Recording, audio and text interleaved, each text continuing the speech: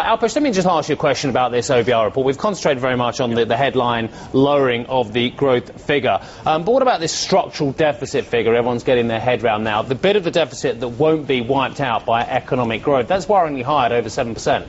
Yes, and they are. The government has this opportunity, as Tom was saying, to be able to basically blame everything on the last lot and make inroads into that. Which means we do have an opportunity. The government has an opportunity to actually do something about it, which means it's not that gloomy. And I am a little bit less concerned about the structural deficit, given that there's something we can actually do about it, than I would be if we continued having the Labour government in power.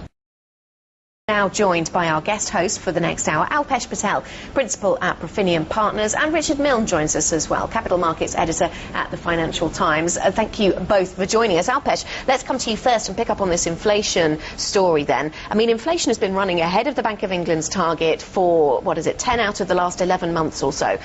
But they continue to say that this is temporary factors. We know about the VAT increase. Is it possible to work out what's going on behind, aside from that VAT increase? Do we have a real inflation problem in the UK? There's good and bad inflation. This is not bad inflation. This is not inflation from consumer demand, where there's a lot of money chasing very few goods. As you mentioned, it was input prices, it's things like oil, and obviously VAT rises. So raising interest rates isn't really going to help. It's going to exacerbate the problem, and we're better off keeping interest rates lower to facilitate greater growth than we are trying to think that we can use interest rates with this type of inflation to reduce inflationary pressures. It won't work. It'll actually make things worse. So, Richard, is this all about imported inflation then? Is the inflation we're experiencing in the UK, as you're saying, commodity price driven, things that are coming in from outside?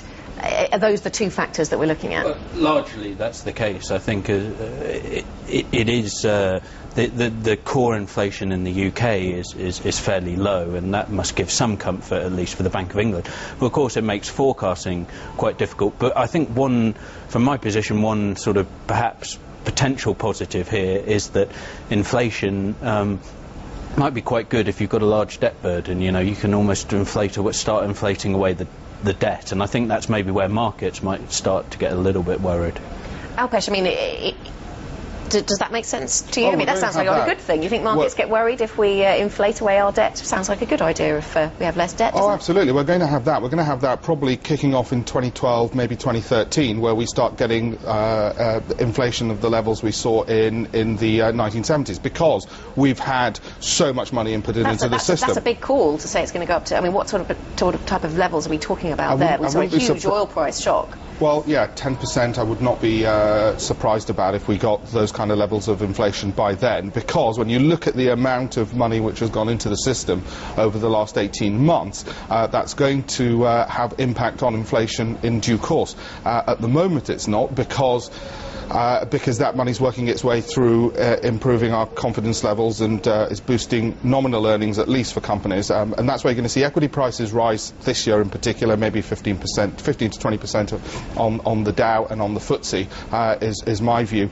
But it's no bad thing if we do inflate our way out of the massive volumes of debt we've got, because how else are you going to be doing it? But Richard, you have to be pretty gloomy about central banks' ability to control inflation to think that we're going to see something like we saw in the 70s. Would you share Alpesh's fear there? Well, I guess the problem for markets is, while equity markets might start seeing this as quite a good thing, the debt markets are going to start to fret, and if yields do start to rise, I mean, we had a taster of it at the end of last year, particularly in US Treasury yields, where you saw them shoot up by a percentage point in a few weeks, 6 or 7 weeks. If that's replicated in the UK, that really starts to cause problems. That then affects mortgages, it affects the cost of credit for companies as well.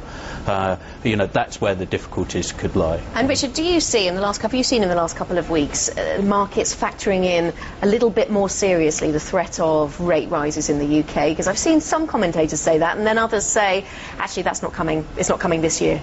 Well, I think you're slowly starting to see this. You saw the European Central Bank yesterday. That's caused that's caused reflection in the Eurozone, and I think that'll start to factor in, because, I mean, if anybody's got an inflation problem, it's the UK, it's not the Eurozone. So I think you do see in the US and the UK those inflation expectations have been rising fairly steadily. They're still, you know, at a fairly reasonable level, but I just think there's the danger there that it could rise quite sharply. Richard, Alpesh, thank you very much for. The key thing about London is that it is an international financial centre, and nearly half of the people operating who took part in this survey are not British. And they have plenty of other options other than working in the UK. Well, on that point, your website obviously advertises careers. Are people flooding offshore as they've been threatening to do, or do they find the gorgeous London climate just too delectable to leave? We've got 25% of the people who participated in this survey said that they were today looking for opportunities in other financial centres.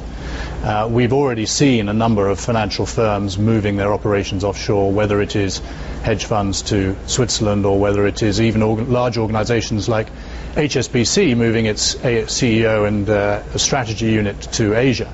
So clearly there are individuals and organisations who are looking at other opportunities around the world.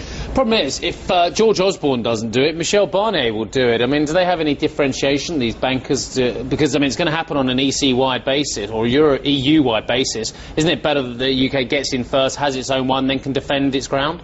Well, I think the key point is that it should be there should be coordinated planning here, because what you don't want to have is an unlevel playing field for financial institutions. Financial institutions will look for an environment which provides them with a good regulatory area, but also a good area to make profits. And if taxes are higher in one area than another... Hasn't the lack of a level playing field actually benefited London, i.e. the fact that we've had tax differentials and it's been a different regime than we've seen in Europe? Hasn't that benefited the UK over the last 40, 50 years? Well, we have done well in creating a major international centre here, but I think you will have found that you know, looking at the major international centres, whether it's the FT, the New York or London, by and large areas like tax have been pretty similar. Are you seeing people moving from the jobs you'd expect them to be doing given their CVs into areas which are relatively unrelated, either because they can't get the jobs in the areas for which you might think they're qualified, or just because it's a good time to make lifestyle changes? Are you seeing that happening, sort of move over into other areas? And if so, which areas? Yeah. You mentioned sales as one already. Which areas are you seeing great demand? Sure, well, you are seeing that. I think it's not as drastic across the board, but you might see someone who's been focused in a sales function in a specific industry. They're trying to take those skills and maybe move them to another sales role, maybe a different industry. I think you bring up a great point, though. What are job seekers doing today in this market that's driven by the employer? And I think what we found in our survey was that they're taking this time to improve and update their CVs, make sure that they're relevant for the job that they're applying for, and they're starting to look at things like social media, which is growing at a very rapid rate here in the UK. What's the split between public and private sector? I mean, we hear talk of a public sector hiring freeze, but inevitably there's going to have to be some employment from into the public sector. I just wonder, that was a great driver, of course. It became, I think at one point, over 50% of UK employment was in the public sector. What's the trend there looking like? Well, again, I think it's a wait-and-see approach. I think the obvious talk point is that there's likely to be public sector cuts. The hope is that private sector will make up for some of those cuts and therefore improve on the unemployment rates. I think that's where you're seeing places like healthcare. We have to remember that although that's a large portion of the public sector positions, healthcare, there's still a shortage of skilled labor, both for clinical and non-clinical positions in the UK. We still see tremendous growth there, 30 to 40% growth in that sector. All right, brilliant. We're going to leave it there. Thank you very much indeed for joining us and dissecting those unemployment figures. Tony Roy, Managing Director at Career Builder UK.